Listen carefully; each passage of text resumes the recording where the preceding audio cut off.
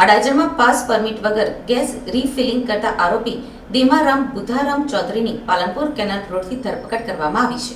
ACP BM ચૌધરીએ કહ્યું હતું કે અડાજણ વિસ્તારમાં ગેરકાયદે ગેસ રીફિલિંગની પ્રવૃત્તિ ધમધમતી હોવાની બાતમી મળી હતી, જેના આધારે મૂળ રાજસ્થાનના વતનીની ધરપકડ કરવામાં આવી હતી.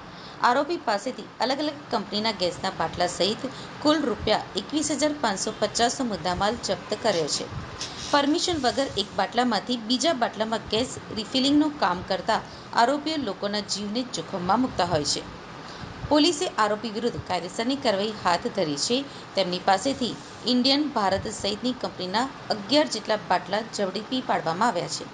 આ ઈસમ છેલ્લા 1 મહિનાથી આ પ્રકારનો ધંધો કરતો હતો.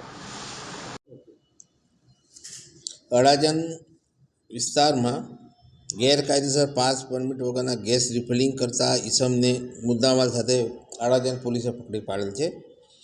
એનામાં પોલીસને બાતમી મળેલ હતી કે એલપી સવાની રોડ ઉપર પાલનપુર રોડની બાજુમાં કેટલાક જો ધંધો કરે છે ગેસના બાટલાનો ને એનો, એની અંદર અલગ અલગ કંપનીના 11 જેટલા બાટલાઓ પકડી પાડેલ છે. જેની અંદર આરોપી તરીકે દેવરામભાઈ બુધાભાઈ ચૌધરી છે, જે મારવાડી છે અને મૂળ રાજસ્થાનના રહેવાસી છે અને અહીંયા વીર સાવરકર ઉગત કેનાલ પાસે રહે છે.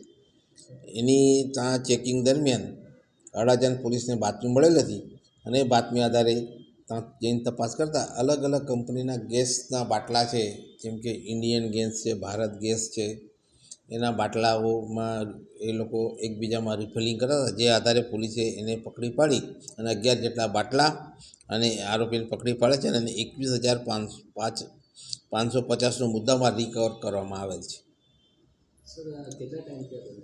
આ અત્યારે છેલ્લા 1 જ મહિનાથી આ ધંધો કરતો હતો અને પોલીસે એની બીજી બાતમી આધારે એની પૂછપરછ ચાલુ છે અને પૂછપરછમાં કંઈક વિશેષ માહિતી મળશે તો જાણ કરવામાં આવશે.